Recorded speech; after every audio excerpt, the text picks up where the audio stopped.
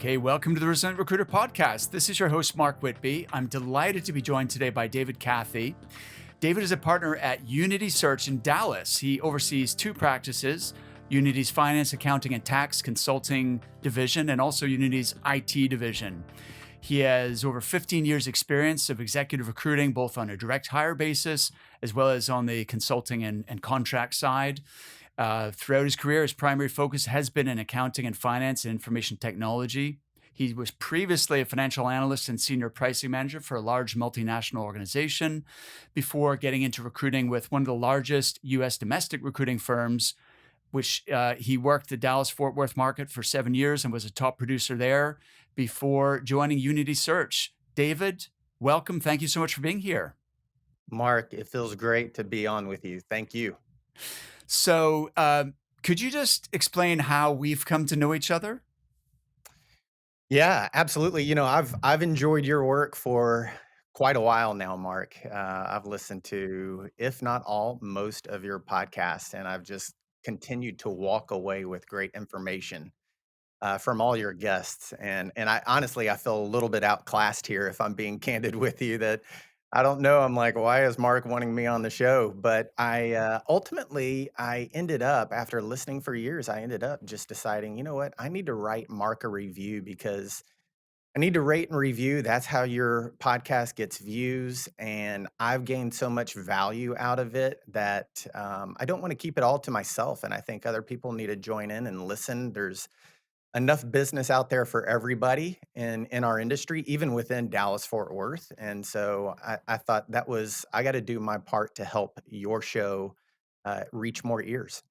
Well, thank you so much. That means so much to me. And so I'll take over the story from there because I read your review and was really, by the way, for listeners, I'm sure you appreciate there's a lot of work and effort that goes into this. And I love it. I would do it with no reward just because I love learning from excellent people.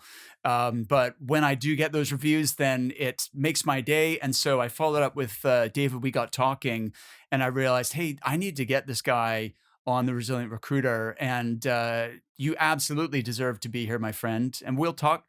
You've mentioned imposter syndrome to me before, so and that affects everybody, I'm sure. So we can talk about that later, maybe.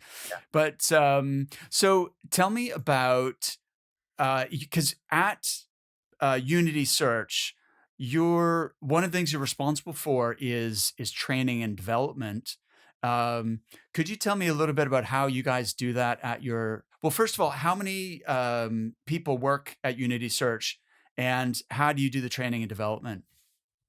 Sure. We have 32 people that work for us at this moment in time, and we've grown rapidly over the past couple of years. Starting the IT division, we actually have two offices that are across the street from each other. So I strategically wanted them across the street from each other so I could actually walk back and forth. And it was simply just because we were out of real estate space in one office. And if I was going to be responsible for helping do some training, I didn't want to have to jump in the car drive to another office. That's just wasted time, from my viewpoint.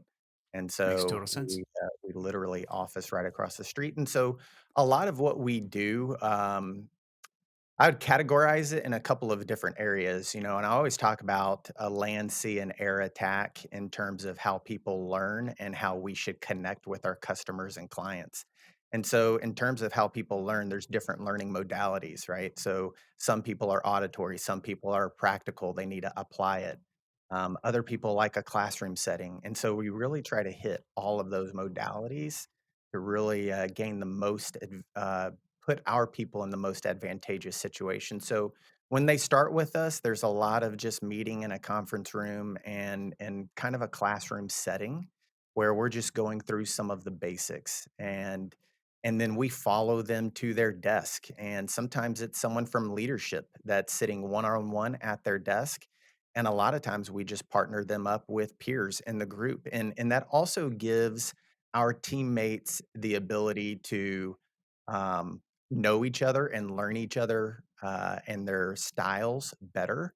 And sometimes it's one of those things, Mark, where it's train the trainer. So if I've had someone that's working for me for 6 years and I know they do a great job, and I put them responsible for training and developing someone else on a very specific topic, then it really ingrains that topic in the person that's been with me for 6 years, because they have that responsibility, and they wanna make that person successful, because if that other person's successful, well, then we all make more money, and we're all more successful in what we do. So, sharing that responsibility from a training standpoint, in my eyes, is really important. And then, a couple of the other things that we do is we still do a training with most everybody in our organization once a month. We actually rent out a larger conference room and have everybody come in. It's kind of a lunch and learn.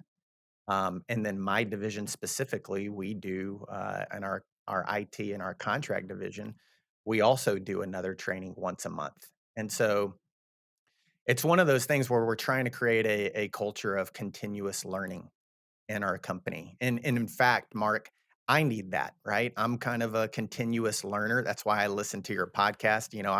I think I told you, I get an MBA in my car to and from work every day by, listening to different podcasts. And hopefully we're passing that and paying it forward to our people. That's the goal. Beautiful. That was really well said. I'd like to dig into that in a little more detail.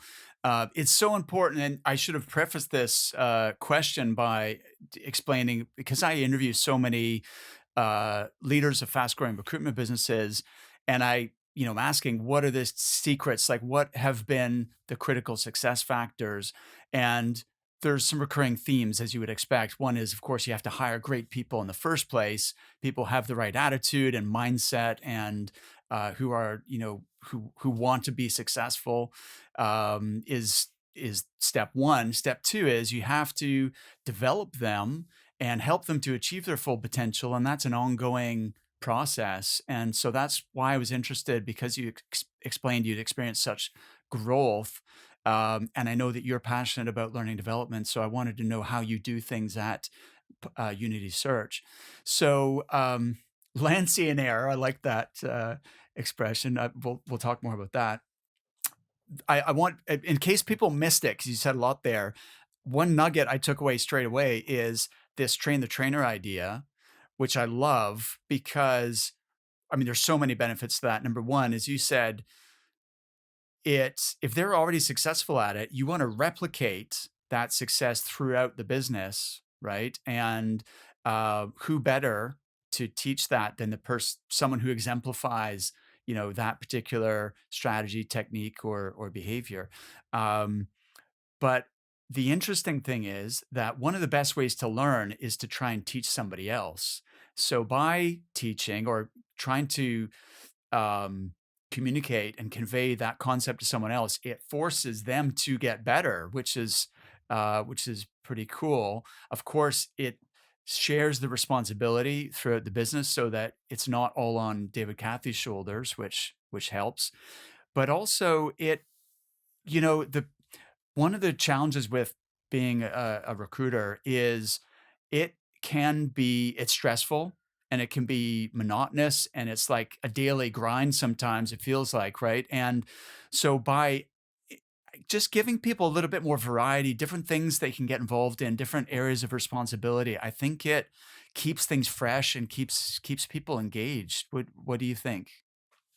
Yeah, Mark, I would 100% agree with what you just said. When I pick someone on our team to train on a certain topic, sometimes it doesn't necessarily mean that they're great at that topic. And they understand the content that they need to train on and they know how it should be done, but they're just not executing it. And so when you pass the torch to them to train someone else, it's one of those things where it's really beginning to implant in your own mind, like, man, this is really what I need to get better on this particular topic, whatever it is. I need to get better on this topic. And it's because I want this person to be successful. Their success on this one particular topic kind of rides on me if you can get them thinking in that way. And that's not necessarily the case, right? It doesn't, someone's success doesn't ride solely on a peer's shoulders. But if you can get them thinking that way, it really will shape the trainer up. on making sure that they're passing down the correct content of what we want them to learn.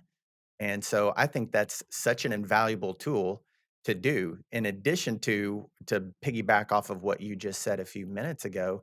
We really have people that will raise their hands like, "Hey, look, if you really need help in a certain area, David, I enjoy helping new people to our organization learn a topic, whether it's just making cold calls to a hiring or warm calls really to a hiring manager, because we actually train that.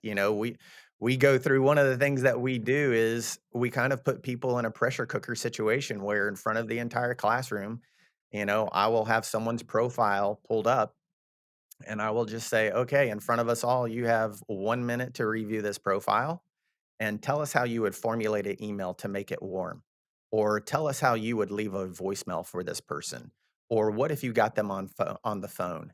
And it becomes a pressure cooker situation because you've got 30 other eyes staring at that person, wondering what they're going to say. And then afterwards, what we do is I let our team provide that person feedback. And what's so great about it is we try to lead with the good things. I really liked how you said this, or I really think it was good when you said that you would lead your email this way. And then we come in with some correction. I think what another angle you could have taken is whatever that is. And so they're really getting that instruction from their peers. And I think that bleeds over into an area of just a sticky culture where they can tell that their peers now want their success. And they can tell that in a pressure cooker situation in front of all of their peers, they got really good, positive feedback and they got constructive feedback. And then when we hire another person, that person will pay it forward to the next one. And then it just becomes that cycle that plays out in the future. And that's really what we're after. Love it. That's so cool. So you explained that when people first join, what's the sort of mix when you're hiring people of experienced versus kind of people who are new to recruiting? Yeah, we have a tendency to hire more people who are newer to recruiting, or Mhm. maybe they have like a year, 6 months of experience. We do not hire many people who have years of experience in our organization. Partly is, we're very cautious of non-competes and non-solicits, and, anytime we do hire someone who might have some experience, we have a firm stance on we will not support violation of any of that stuff, and sometimes that dampers productivity in people. And so what we've developed is something that's probably more common in the UK than it is in the US, though it's becoming more common in the US, is kind of that new hire training program where we'll hire whether it's interns or hire fresh grads, and we'll assign them to specific teams and work with them to bring them up to speed. And every year we look to have 3 or 4 people that we bring on board via that method with the goal of having all of them stay and moving them into the right position in the organization. Fantastic. I love that. And what's your, because this is always an interesting one. What is you explained partially because of someone can have a restriction, a restrictive covenant or a non-compete, which dampens their productivity for 6 months or however long. But what else is behind the decision to focus primarily on growing your own talent? Well, as you know, when you grow your own talent, sometimes it's a little bit of a longer ramp. Yes. Um, and so, there are occasions where we've opted for that because um, we have a somewhat of a specific way of doing business at Unity. It's our culture and how we present ourselves. And when you hire someone who has a lot of experience, um, sometimes they may do some things that we don't necessarily do. Whatever our system, our methodology is, and it hasn't worked out necessarily all the time. This is a lot by trial and error. It's not that we haven't tried. It's a lot what we've learned over the years by trial and error. And so we have found that we have more success in having a lower churn on our end when we bring someone up in the business, knowing it's going to be a longer ramp than just pulling someone from another firm. Now, don't get me wrong. If we find talent at another firm, and we feel that they fit us, it really, really has to be a really good culture fit. And once we've identified that this is just a phenomenal culture fit, we're gonna pull the trigger. And usually when it is such a good culture fit, that person is so humble, and they don't let ego get in the way that they're willing to say, "Hey, you know what? This is a fresh start for me." And there were so many things over the years at my previous company that I wanted to do, but I was 15 years in, and it's really hard for me to hit reverse and go backwards and do all those things. And this gives me that fresh start to be who I wanna be in the business and do some things that I never would have been able to do because I was just 15 years deep in my other company. And if we can find that, we'll absolutely move forward with that person. Yeah, well, that's cool. Absolutely. And I tell our clients all the time if they're hiring, look, don't rule anyone out who's experienced because there's some fantastic people, and if they are, as you say, a really good match for your culture, then that's ideal.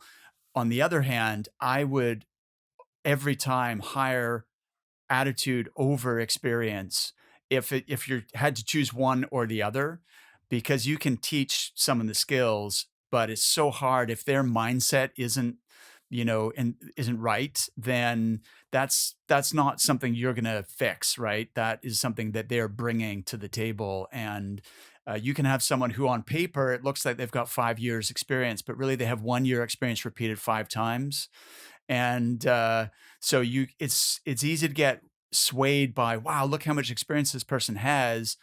It doesn't necessarily mean that they're the top person, right? So It's funny, Mark, we um actually talk about that a lot. okay. 15 years of experience, but it's your first year 15 different times, so they're not Right. progressing in their career, and I too would say that we would hire attitude, effort over years of experience, and one of the reasons behind that, in addition to what we've been talking about, is when you do have some type of restrictive covenant, you're really taken back to being a new recruit. You gotta do some of the things that you probably haven't done for a long time, and that's really hard to do for someone who's seasoned and been at one company for a long time because, you know, we should never leave the basics, but we all get away from the basics of our industry because our relationships develop and they progress. And so, uh, in theory, the job should become easier as you move along in the number of years that you've been doing this job. And when you start over, you have to do some stuff that you haven't done for a long time, and that can be a real challenge for people to do. And a lot of times that person doesn't stick because they don't want to do that. And then you're left with making a decision on someone, who just doesn't wanna do some of the basic stuff to get their business up and running for a particular period of time, say it's a year or 6 months or even a geographic radius.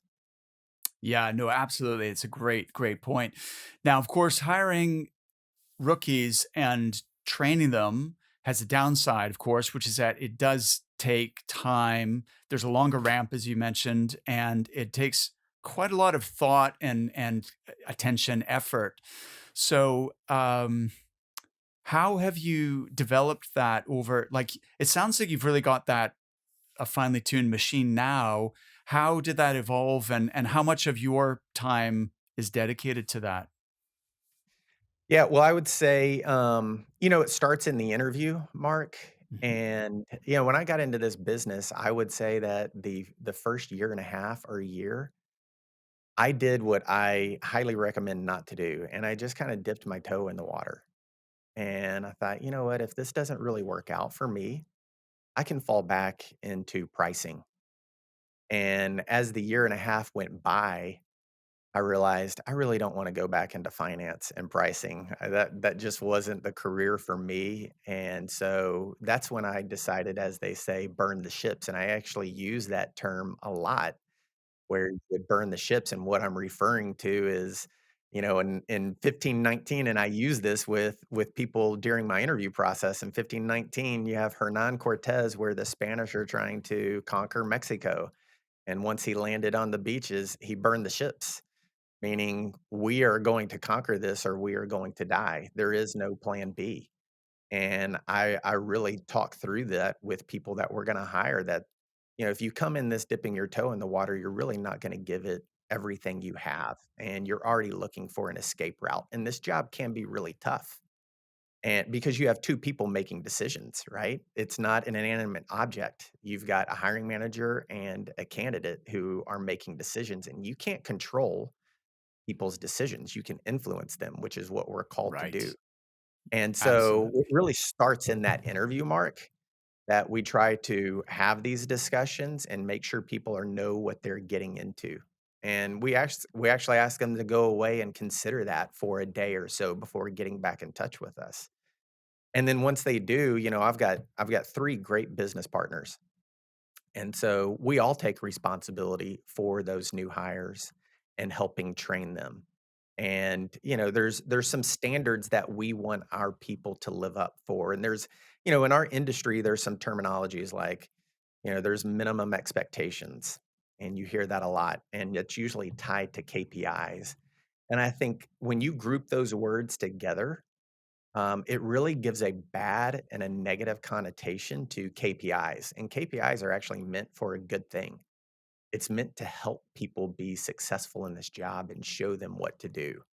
And so we should manage appropriately. And so for us, we'd rather call them this is a unity standard, not a minimum expectation.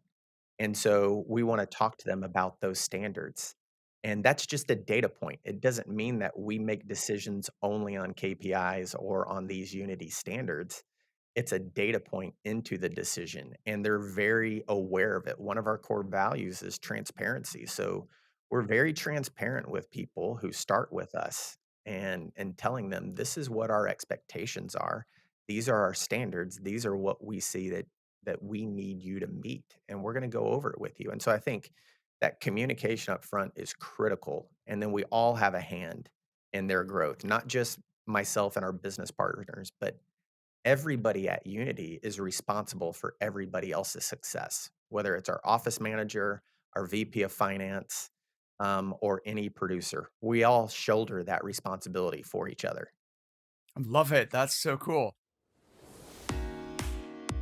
You might remember back in episode 43, I talked to Plamen Ivanov, the executive chairman of iIntro. If you missed it, it's well worth going back into the archives and having a listen. One of the things we talked about was a way for recruiters to shift the conversation with prospects away from fees and make it all about value. iIntro has created a tool called the Bad Hire Calculator that you can show to your prospects that proves to them that your recruitment service will save them potentially hundreds of thousands of dollars. When you can do that, the exact fees you charge almost become immaterial because you've proved that you will save the client the most money in the long run. If you'd like to add this tool to your arsenal, you'll be pleased to know that I've partnered with iIntro, and they're offering a 25% discount to listeners of the Resilient Recruiter podcast. All you have to do to claim this discount is book a free consultation and mention my name or this podcast. Just go to recruitmentcoach.com/retained, follow the instructions, and iIntro will take care of the rest. That's recruitmentcoach.com/retained.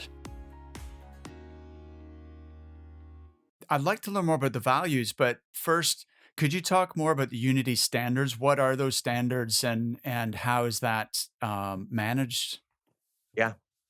Yeah. Well, so we've tried to make it really simplistically for us. Sometimes KPIs can kind of get out of whack where it's like, well, we're only managing to these KPIs. Again, back to the negative connotation, which is what we do not want.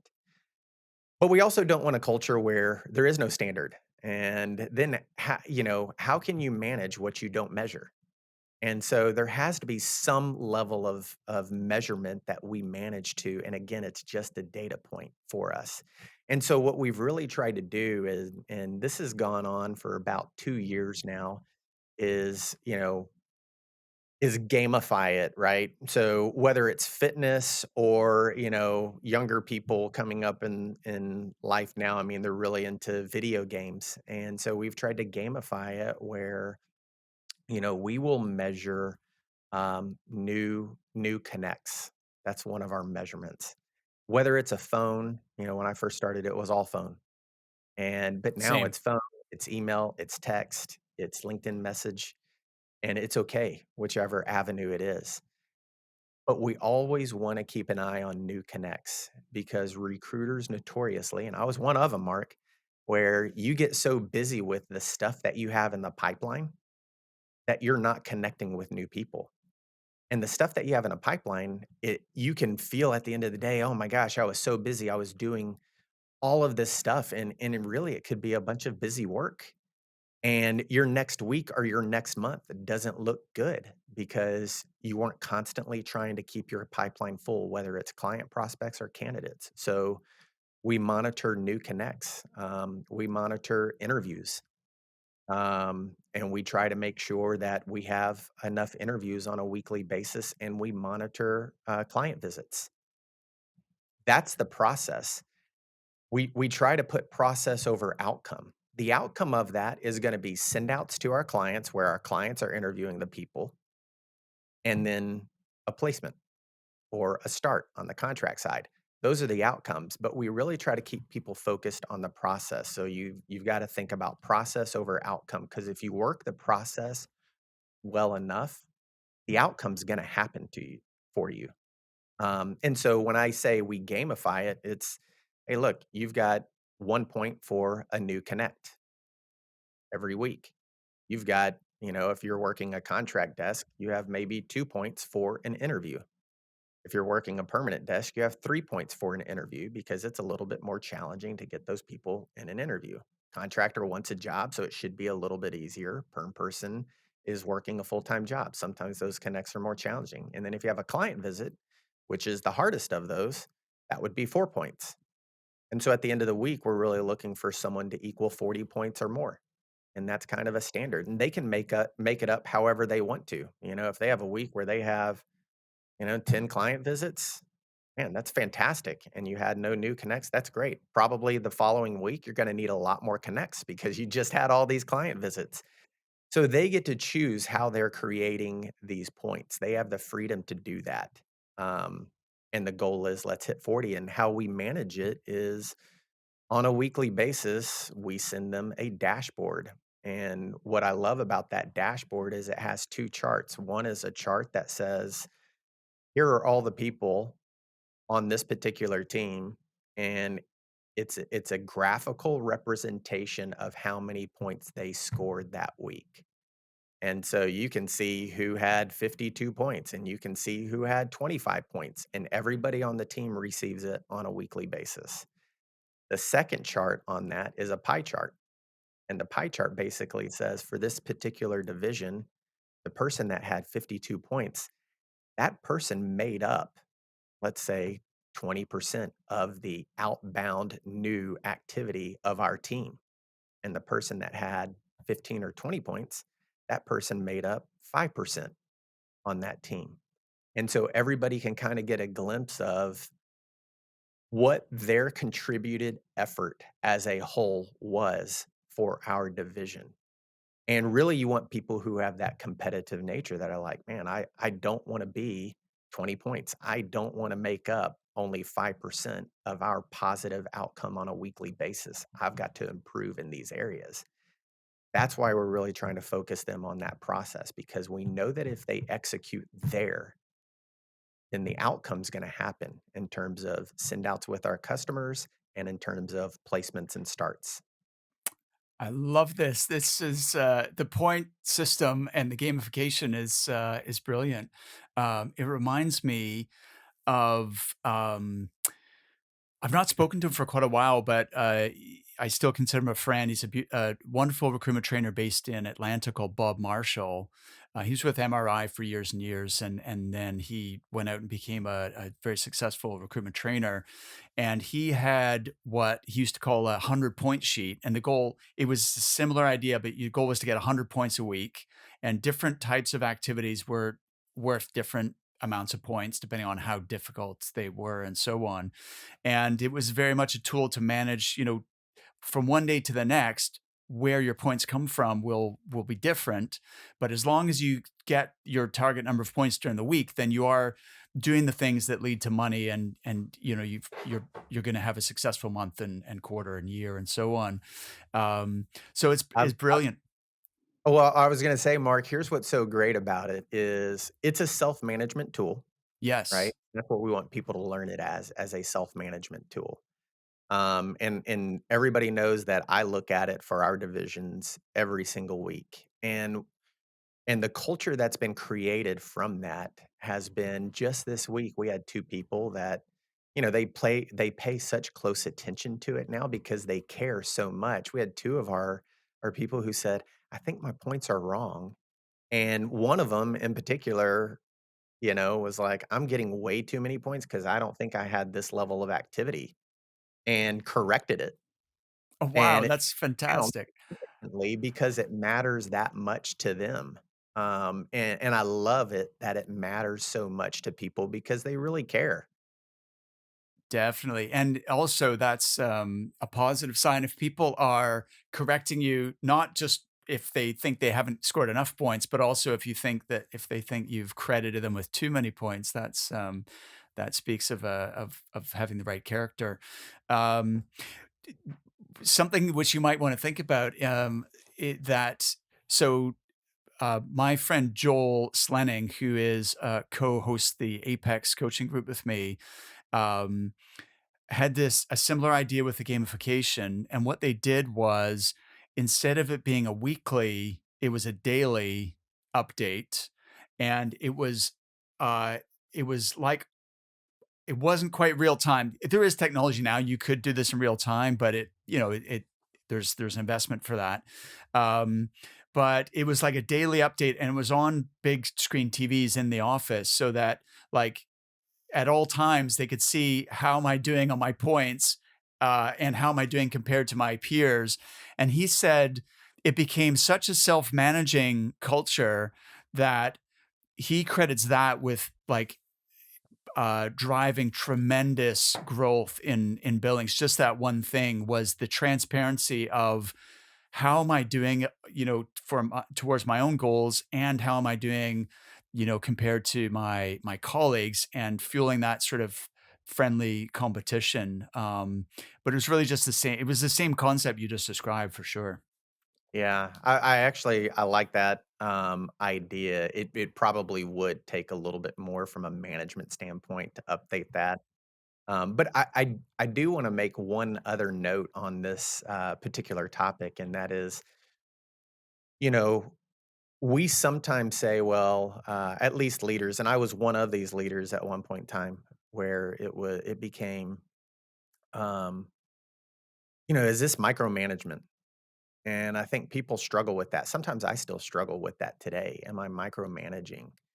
And I really think if your people know how much you care about them and their success and your investment in them, and you give them these self-management tools, then it's the micromanaging is really, what were you doing between this time and this time? How come you weren't making any calls during this time? Right. And Yeah. making them account for every second of their day, and that is micromanaging. And what's not micromanaging is just purely giving your teammates, your people, the ability to, evaluate how well they're doing, knowing that you're looking at it, but then they become, accountable to themselves and to each other. And that's just part of a culture that I'd love to have people on our team really sink their teeth into, where it becomes a self-management tool and it's not a micromanagement tool. It is really because you care for them and you want them to be successful. Absolutely, David. That is such a huge factor, is really that intention behind it, and the fact that you care about them and you want them to be successful. I think that's huge.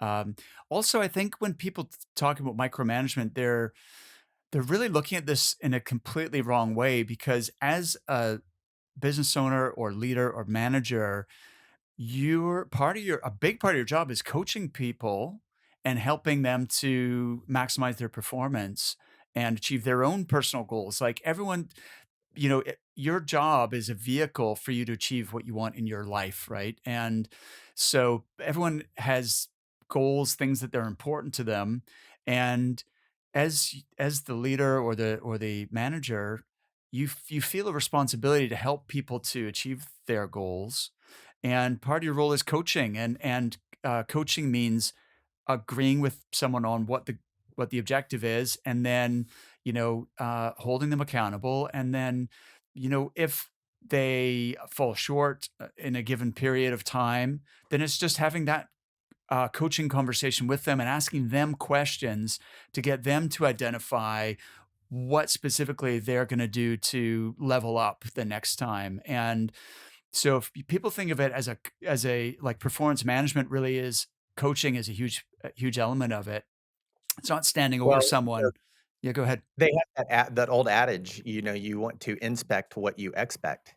Right, right, And right. you have to model that as a leader, but then you really want your teams to do that for themselves, you know? If I expect to, because this is the whole methodology of recruiting, right? If I expect that I wanna make $150,000 a year, and I've recorded things properly in our ATS system, then you can back all the way down to this is how many, right? We all know this. This is the recipe, right? How many interviews do I need to do? How many client visits do I need to do? How many job orders do I need to take? And so if you can get people to learn to inspect what they expect for themselves. I learned a long time ago a little saying, don't fool yourself and you're the easiest person to fool. And so in our job, we often wanna point the finger at other people or situations, or if that hadn't happened, and we're always looking to point a finger. It's not just our job, it's kind of just life, right? We're always looking to point fingers at other things. And when you point, if you literally go through the motion, and I've had our teams do this, if you go through the motion of pointing your finger at someone, you have 3 fingers pointing back at yourself, right? And so take a look at yourself, inspect what you expect, before you're looking for some other reason that you're not achieving the results that you want to achieve.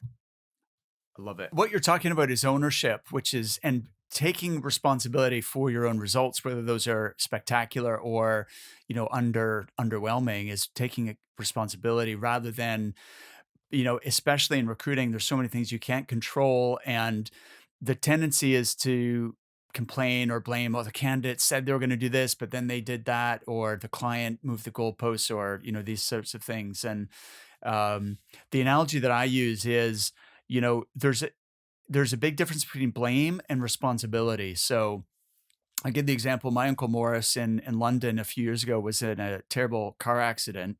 Fortunately, he's fine now, but he was at an intersection. The light turned green, and he started driving across, and someone else coming perpendicular to him had the red light, but they were trying to get through before it started, and they swiped him. He woke up in the hospital, and it was a pretty serious accident. So then when I'm facilitating a workshop on this, like managing clients and candidates typically is the context for this conversation, and I'll ask them like, whose fault was that accident? And of course, the recruiters always say, well, it was the other driver. And that is true. It was the other driver's fault. They were to blame for the accident. They weren't following the rules of the road. They were behaving incorrectly and, going against the red light. But whose responsibility is it to make sure it was safe to go proceed into the intersection? And then they pause for a second. They go, oh, well, I guess it was your uncle's responsibility. Exactly. And now what could he potentially have done differently to have avoided that car crash? Because it's not much consolation that is the other guy's fault if you're the one who gets hurt, right? So what could he have done differently? And then he brainstormed, well, he could have just double and triple checked like that to make sure it was safe and so on. And I think there's a lot of parallels here with the recruiting process, which can end up in a car crash if we're not, really paying attention and double and triple checking and not making assumptions and so on. So ownership, I think, is a big theme for me. Um, David, there was something you said earlier I wanted to ask about, which is client visits. This is something I don't hear people talking about much these days. I'm not sure. I mean, even before COVID, I don't know if client visits have gone out of fashion, but or if it's just people are if someone's recruiting nationally or internationally, then it's less relevant. But if you run a local desk or you're recruiting in the local market, um, I think it's so important to meet your customers face to face. What's your philosophy behind that? Why have you made it one of your key standards? Well, if you're not going to date someone long term and develop a long term relationship if you haven't seen them face to face. And, COVID, the pandemic really took that out, right? Because everybody went remote. And what ended up happening, at least for our business, and I got to imagine other people's business as well, is, your client visits turned into just, you know, phone call check ins, which was great, right? We need to be doing those. That's a component of our businesses, especially during that time. Hey, how are you doing? How's your family? And that was really important. What can happen though, coming out of the pandemic is now we're just only doing phone call check-ins, and we're not taking the opportunity to try and get back out there and get in front of them. And so in our succession, it's we really want to try to get in front of people again. And sometimes we can't because some companies are still remote, and they haven't opened their offices back up. And, but we're gonna try, and sometimes it's meeting them for a cup of coffee, and they love that because they're getting out of their house. I mean, it's been 2 years now. They're getting out of their house, and they appreciate that opportunity. Some just don't wanna do a client visit, and that's okay. Let's hop on a Zoom call. Let's do what you and I are doing today and see each other through a screen. And that's a level better than just taking a job brief over a phone, never laying eyes on the person. They don't know you, you don't know them. To me, you've become an order taker working at a fast food restaurant. And we always want to position ourselves as more than just an order taker. And we may start as an order taker. It doesn't mean all of a sudden we get to jump into a consultant's role with that customer because you have to earn it for some customers. And that's fine. We're willing to put in the work to earn it. But really to solidify those long-term relationships, we don't wanna be a commoditized vendor. We don't wanna sit back, at least for our organization. We're a boutique firm. We serve Dallas, Fort Worth. That's what we focus on. And so we don't wanna sit back and just throw people into some type of VMS system all day long and hope they get an interview. We want to work on skills of persuasion and influence, and part of that starts with our clients and our candidates knowing who we are, what we look at. Matter of fact, one of the things I've asked all of our business development people to do, and we don't have a spot for this in our ATS system other than just a note, but I've asked them, I really want y'all to come away with some personal info. I don't care what it is, but I really want you to come away with some personal information about the person that you're meeting with. Where they went on vacation, spring break here in the US, a lot of people are on spring break. So, where are they going or where did they go? Or do they have pets or how old are their kids? And I really want I've challenged all our BD people, and some are great at it and some it's really pushing themselves outside of that comfort zone.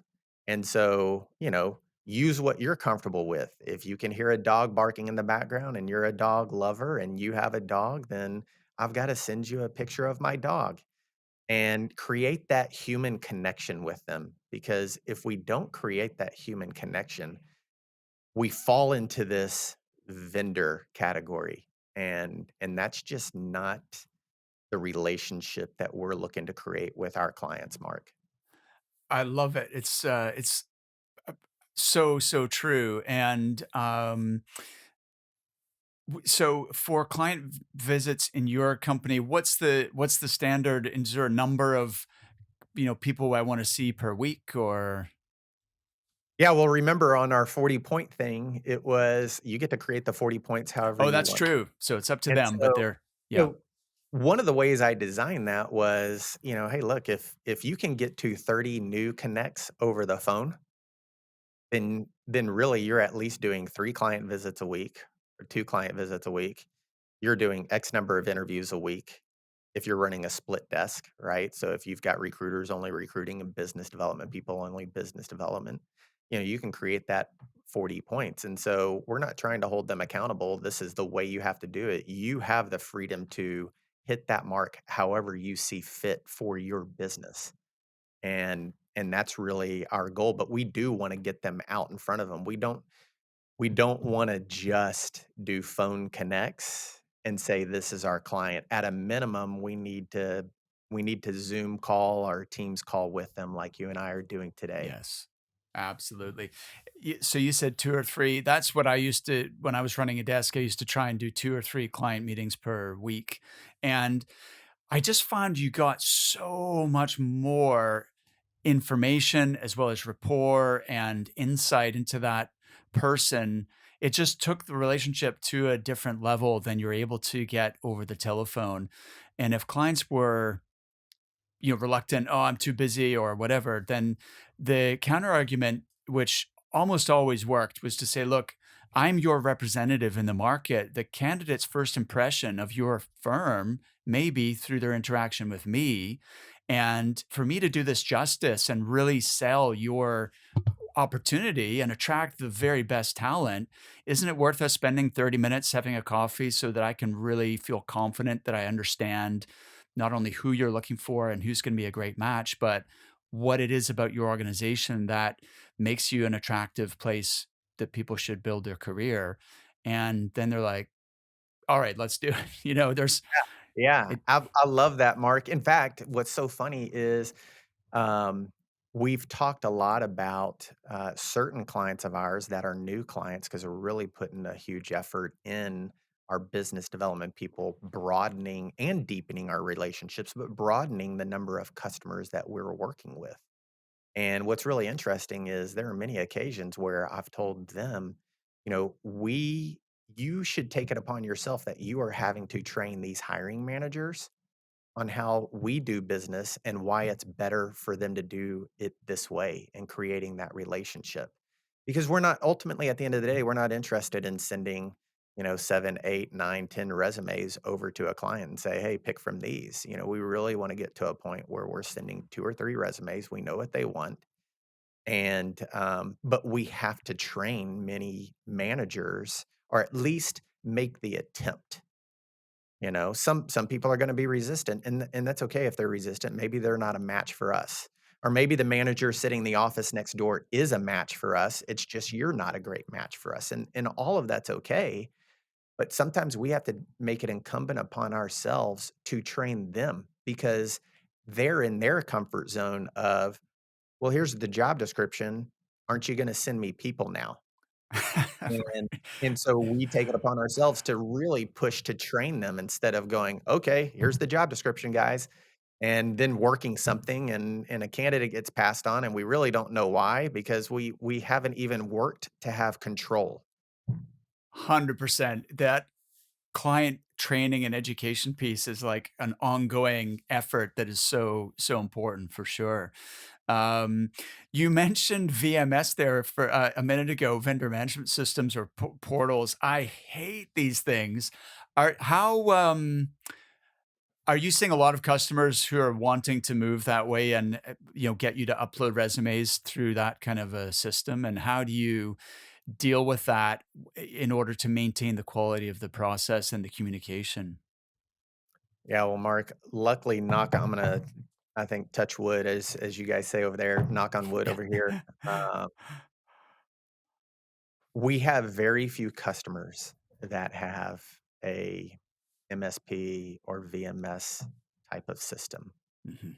And those that do, um, we have found our way to work around those systems, um, based on the relationships that we've had with the leaders in the organization. Because really, it's not for us if it's really low level and you just want to low level work, which we don't do a lot of. Really, our work, especially on the contract side of the business, is much higher level contract work. Um, we're not just going to be a person that funnels people into a system. You know, we want our salespeople to be motivated. We want, let's say, the variable comp, the commissions. We want them their compensation to be variable comp is larger than base. Yes, for Doesn't start sure. that.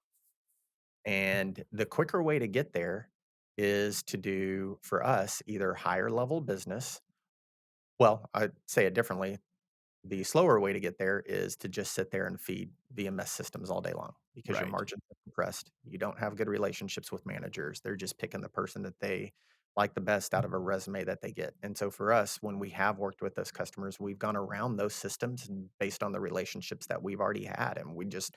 And we're honest with them. We're like, hey, look, this is the person you need, but we're not willing the market rate for the person is not what you are dictating to us. This is the market rate for the person, and if you want the person, we're willing to give it to you, but for this market rate, not what you are trying to dictate to us based on some procurement guideline.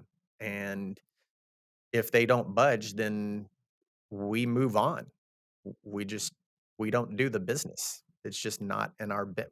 The market is too good right now as it stands to spend our time filling VMS systems with no relationships for a procurement person that has no idea what the talent level is and how difficult it is and specialized skill sets for a procurement person to dictate to us, well, this is what you need to pay for this person.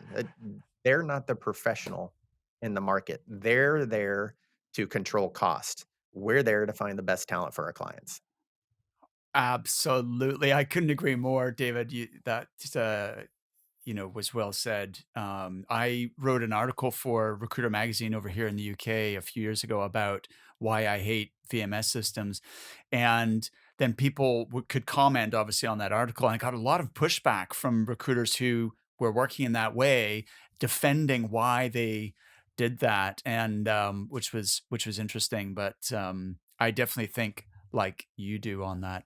Um, David, do you mind sharing something a little more personal? Because you mentioned to me previously that imposter syndrome is something that you've um, dealt with. Could you say a little more about that? Because I think although people don't necessarily talk about it, it's something that everybody feels, once in a while. Yeah, well, Mark, I've really worked on changing my attitude towards imposter syndrome, and I'll get to that in a minute. How I'll use it, how it's just morphed into being a benefit of mine. Um, but I've always just felt that, man, I don't belong in this room, and and possibly, a lot of that is driven from just fear of failure and wanting to stay in your comfort zone and really to progress as a human, at least for me, in my opinion, I really have to work hard to push myself outside of my comfort zone, and I have to recognize the steps that I've gone through is recognize, okay, right now, David, I'm going to label it. You're experiencing imposter syndrome, and you may not feel that you um, are or should be in that room, um, but let's take one foot in front of the other, and let's enter the room anyways. And let's see how you can manage yourself. And the worst thing that could happen is that you learn from whatever the environment is, whether it's other people or a particular situation. And it's held me back in my career in different ways, from not wanting to engage with a particular client or not wanting to engage with a particular candidate because I didn't feel like I was good enough to call that person or they were out of my league. And, you have all these mental tricks of, well, they just put one foot and, they put one pant leg on just like you do and all Right. these goofy, which I've taken myself through. And what's worked for me, Mark, is I've really just learned that, I've labeled it, hey, David, you're experiencing imposter syndrome and really this is an opportunity for you to become better and you need to push yourself forward and get out of your comfort zone and what's happened from that where I've turned that into a real I don't ever think that, oh yeah, David, you've made it, you've arrived, you have no more imposter syndrome ever again. I'll never reach that point in my life, but what it's propelled me to do is it's propelled me to become a continuous learner and to really challenge myself. And I don't think that in my career I would have made it whether I was in a producer role or whether or, now in a leadership role. I wouldn't have made it to where I was or where I'm at in my career. Um, if I wasn't constantly pushing myself because of that imposter syndrome. That forced me to learn. That forced me to become engaged in podcasts like yours and start listening to them and many of the other ones just from a pure leadership standpoint, or meet with other recruiters and ask them, "How do you do your business? Tell me how you got to the point where you are." And so I really view it as in a weird way, almost as a blessing now in my life than what I viewed it before, which was I'm out of my depth here. Beautiful. Thank you so much for being willing to talk about that, David, because I think that's going to be helpful to so many people listening. And it is uncomfortable to talk about. And the fact that you like the idea of pushing outside your comfort zone is huge. Like to be successful in anything, then that is absolutely required. And the fact that you've turned it around into a kind of benefit that has actually enabled you to continuously learn, grow, and develop yourself is phenomenal. I Well, go I ahead. feel like we all face it, right? We Mm, in some form or fashion. I yeah. remember when I had first started in this industry and, I worked at a bigger company, and I remember people coming in and from the United I'm from Texas. I'm a Southern guy, and, so maybe we take things a little bit slow, and I remember people coming in from our New York office and talking to them, and I just remember thinking, "Oh my gosh, man, they are brave, they're phenomenal. Look at them, like, they're just willing to pick up the phone and call anybody. I don't know that I'm ever gonna be successful at this job, because if that's how you have to be, I'm not sure that I can make it." And then fast forward, you make it, and you overcome it by the facts of your life that you've lived, right? Your thoughts aren't facts, and, your thoughts also aren't your reality.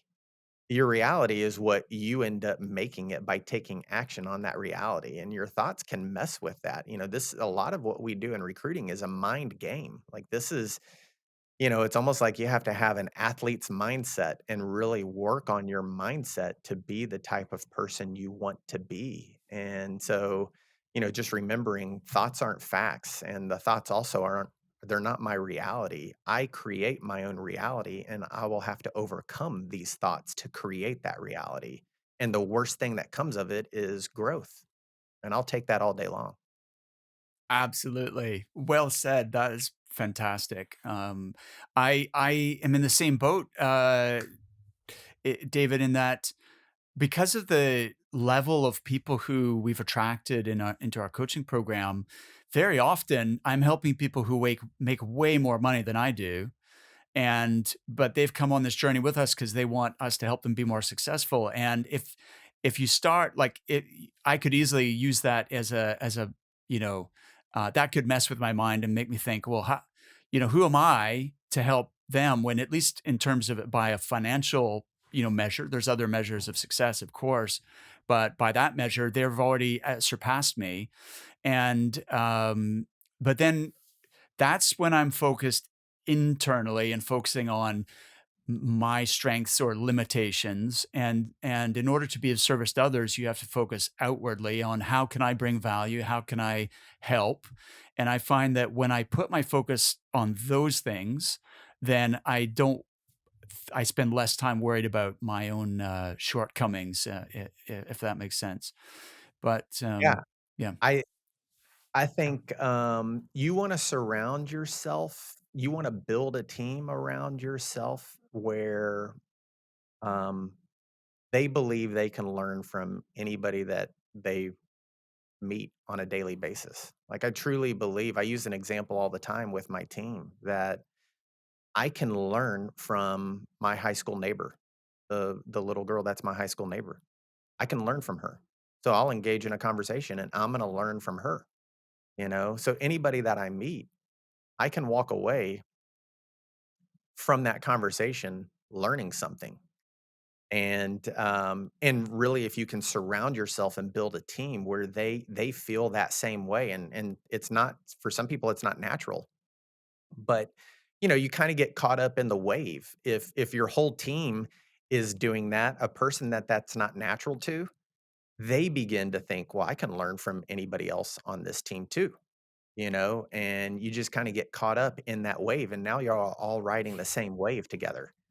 And that's the type of environment that we really want. We don't have it all every day, and we're not perfect at it, but that's really the environment that we want, that we can learn from anybody that we meet on a daily basis, whether it's related to recruiting or just your personal life.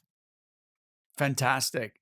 David, what's next at Unity Search? What's the vision over the next years?